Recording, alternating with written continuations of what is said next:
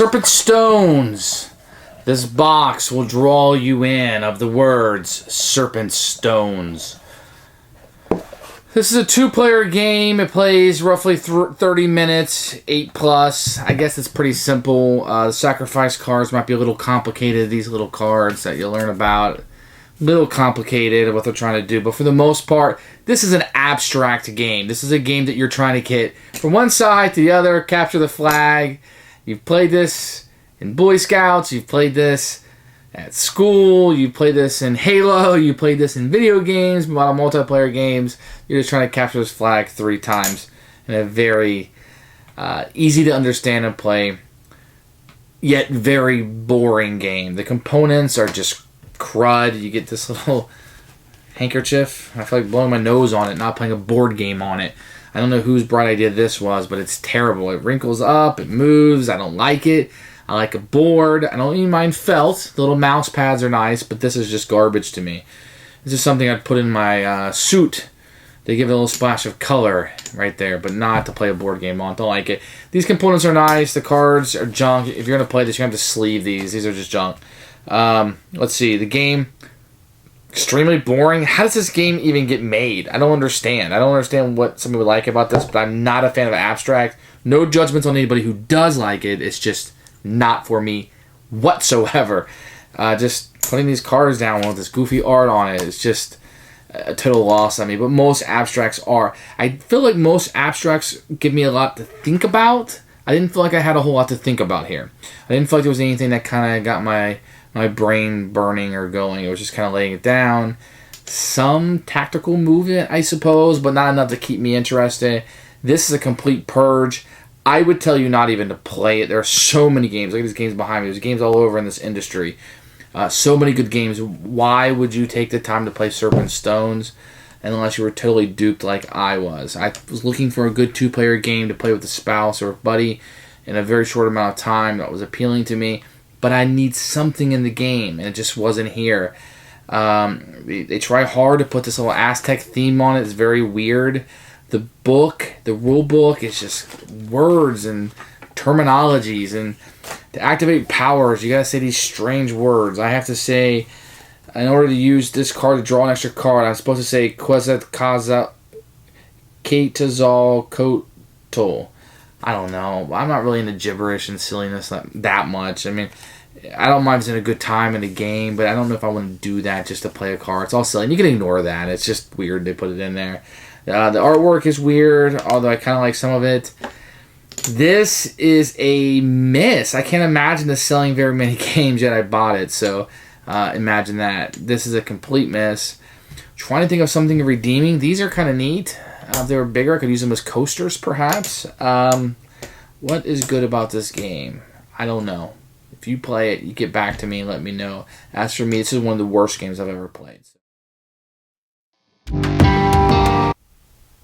The components are a mixed bag. You get these chips, and you're going to get 6 of them.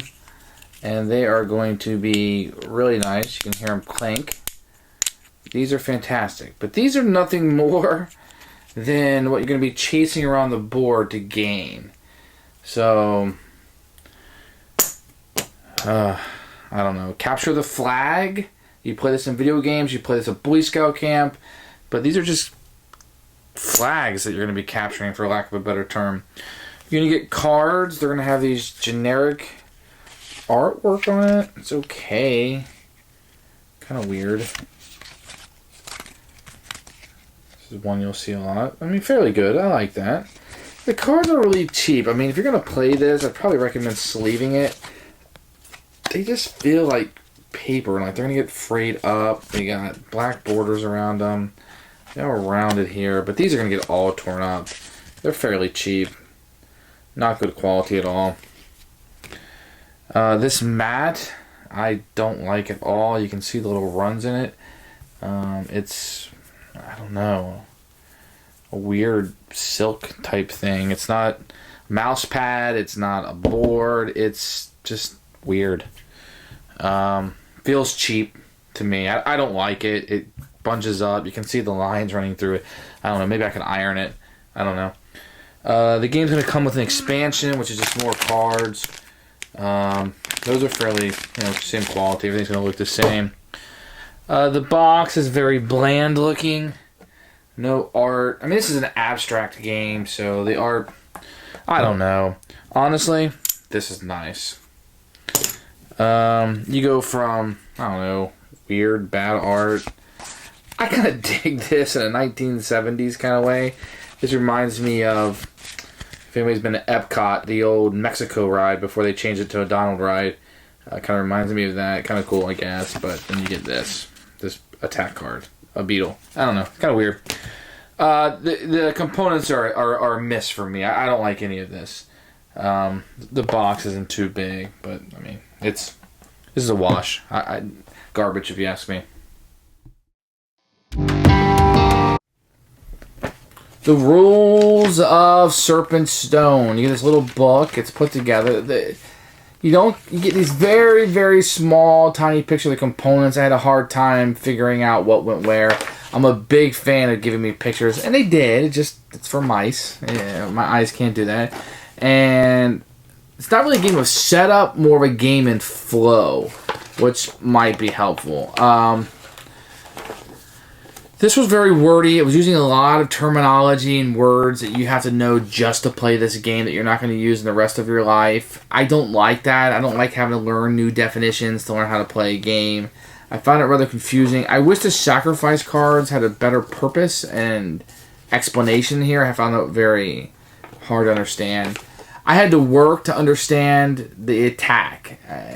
Good thing I'd played Tashkalar before. That really helped me out, kind of put it in my mind.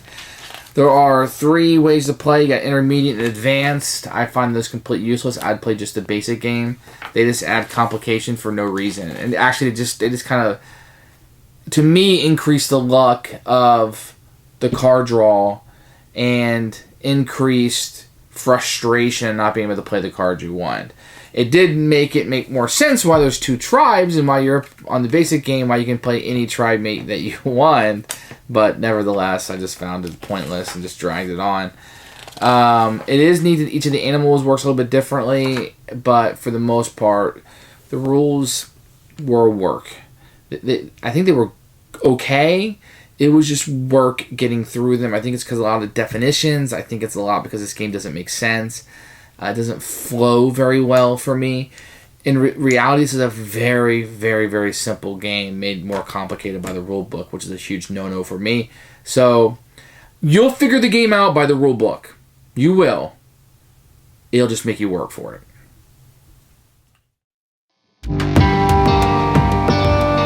I will attempt to explain this game the best that I can. We'll start with the basic. There's 3 modes of this: basic, intermediate, and advanced, which I like to call boring. More rules for the sake of rules, and let's play this a little bit longer. That's what I call it. I'm going to do my best here, but for the most part, each player is going to start with 5 cards, and you're going to draw a card off the top of the deck. So when you're ready to play, you have 6. Now you look down here, you're going to have like a type. On the other side, you have another type. So you just want to match your guy, which would be this one for this player over here. And I think they start here. So I understand. The rules aren't very good, but they would start there. So you draw a card, play a card. So the other guy would then go, and he would try to play a card of his type here. And that's just kind of how you start. You want the arrows pointing towards your opponent. And then you draw a card, play a card. At this point, it doesn't really matter if you play your enemy's army or not. But basically, and I'm just going to throw some cards down here, you're going to want to start building this up towards each other. You're going to have these battles, I suppose. And I'm just throwing cards out here. And it doesn't matter which side they're on. Now, when you get to this point, you're going to have some attack cards. Let me see if I can showcase one. So, just for illustration purposes, let's say this guy had this attack card. And you'll see each of the attack cards up here will have a different formation. So, what you're going to try to do is match that up. So, you have a card here and a card there. Kind of like Tashkalar, if you ever played that, but a very much more simplistic formations you're trying to get. So, you would attack this. If it's a red card attack, then this goes into the discard pile, comes off of the game. If you were to have a green one, then instead of it coming off, you would turn it around and you would capture it, and now he becomes your guy. And the whole thing is you're just trying to get to the other side 3 times to capture their flag 3 times. And if you can get this row, turn around with the arrows pointing like this, then you've captured a flag, and you reset, and you try to do that again. And you're trying to get 3 of those back. And that's pretty much the basic game. You're going to have a few other cards that will come out and do a couple other things. This guy right here, this funky guy, he will allow you to draw an extra card on your turn. So even though you're giving him up, you're getting to draw 2 cards, which can be good. And then you're going to have this guy who forces the other player to discard, force discard. So he would cause your opponent, it's a 2-player game, to force to discard a card. And then the last type you have is this sacrifice guy.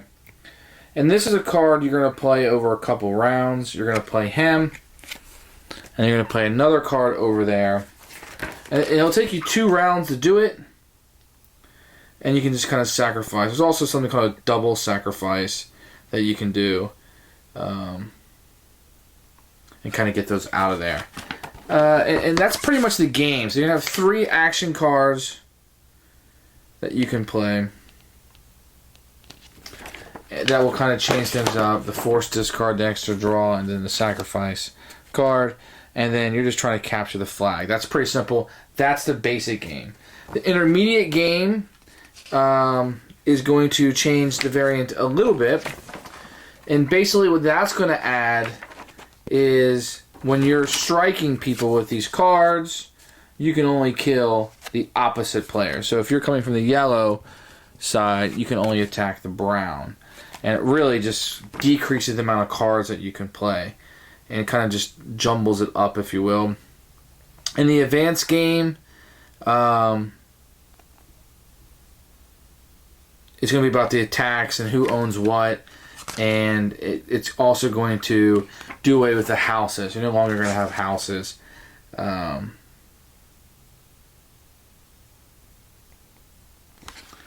The Serpent's Chain will dictate the attacks.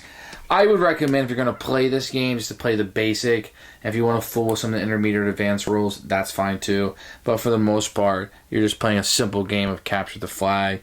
I didn't feel like there was a whole lot here, but you're going to be going back and forth with these warriors. I hope I've done a good job of explaining it.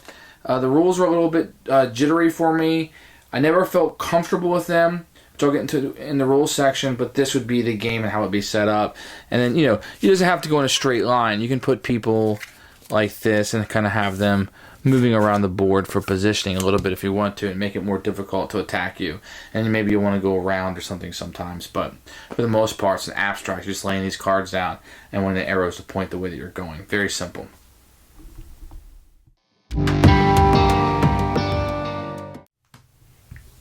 Who should buy this game? Absolutely nobody. You must try this game before you buy it. But if I have to pick it through, and I always make myself pick somebody, who should buy this game? Spouses who like abstract games, but like it on the simpler set. Maybe an abstract game you want to play with a child, perhaps. I'm pushing it here. So you're not going to take this with teenagers. You're not going to take, because it's a 2-player game. Most of those games, I think you're going to play with more people. I think you might be better off with chess than this game. Definitely Duke, The Hive. I think they're a lot better abstract games. But if you played those, or you want something to start with, this may be it. I think you'll grow out of it rather quickly. I don't think you like it. This board is annoying to me. This is a complete miss to me. So this is one of the worst games I've ever played. I cannot recommend this, although try it, see if you like it, and then plan accordingly. But for me, a complete miss.